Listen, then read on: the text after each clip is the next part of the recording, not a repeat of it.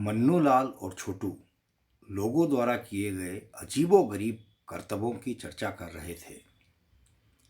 Mannu PhD से बोले, आजकल लोग ऐसे ऐसे काम कर देते हैं कि देखने वाले दांतों तले उंगली दबा लें। पीएचडी हंसकर बोले, बड़े भाई, आप इंसानों की उंगली दबाने की बात कर रहे हैं? मैंने तो भगवान को भी दांतों तले उंगली दबाते देखा है। मन्नू ने कहा, अच्छा, कब, कहाँ और कैसे? पीएचडी बोले, पुरानी बात है।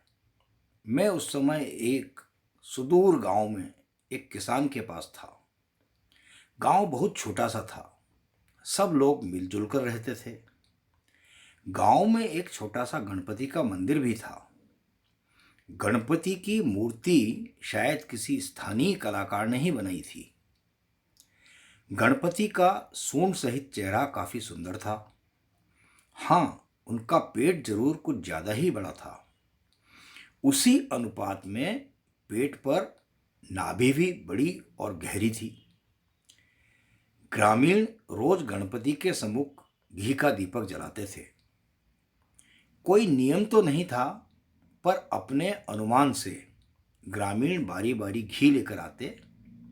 कभी ज्यादा घी आ गया तो उसे गणपति की नाभि में डाल देते, कभी कम पड़ा तो नाभि से निकालकर दीपक में डाल देते। कुल मिलाकर दीपक लगातार जलता था। मेरे मालिक का मकान मंदिर के पास ही था। मैं अक्सर खेत में होता हुआ मंदिर के पास आ जाता था। मंदिर के पास एक आम का पेड़ था, जिसकी एक डाल मंदिर के ऊपर तक फैल गई थी। मुझे उस पर चढ़कर बैठना बहुत पसंद था। वहां से गणपति की मूर्ति पूरी नजर आती थी। गांव छोटा सा था और लोग भी थोड़े से, पर उसमें भी कुछ अपनी अलग पहचान रखते थे।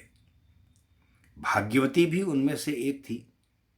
दमदार आवाज, शरीर से हष्ट-पुष्ट, मौका पड़े तो सामने वाले को पीछे धकेल दे।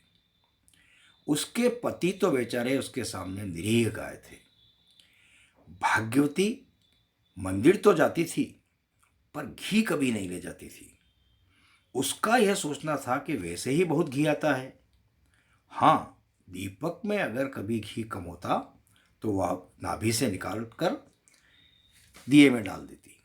गणपति हर बार उसे आश्चर्य से देखते, पर एक दिन तो कमाल हो गया। भाग्यवती मंदिर आई। उस दिन दीपक में घी पूरा था। नाभि भी सोने की रंगत वाले दानेदार घी से भरी थी। भाग्यवती का मन ललच गया। उसने नाभि में 2 उंगलियां डाली और घी निकालकर गटक गई। गणपति ने आश्चर्य से अपनी उंगली उठाकर दांतों में दबा ली। गांव में बात फैल गई। लोग देखने आने लगे। सभी चकित थे। आखिर हुआ क्या? बात भाग्यवती को भी पता चली। वह पीठ पीछे एक डंडा छुपाकर मंदिर पहुंची। धमकाते हुए वह गणपति से बोली, आपके लिए कितना घी आता है? आप तो सिर्फ सुगंध के भूखे हो। मैं भक्त हूं और आप भगवान। मैंने कुछ भी छुपाकर नहीं किया। जो किया आपके सामने किया, एक भक्त के अधिकार से किया। फिर ऐसा क्या? अब तुरंत उंगली निकालिए। गणपति को हंसी आ गई। उंगली बाहर निकल गई। भाग्यवती के भाग्य को नमस्कार।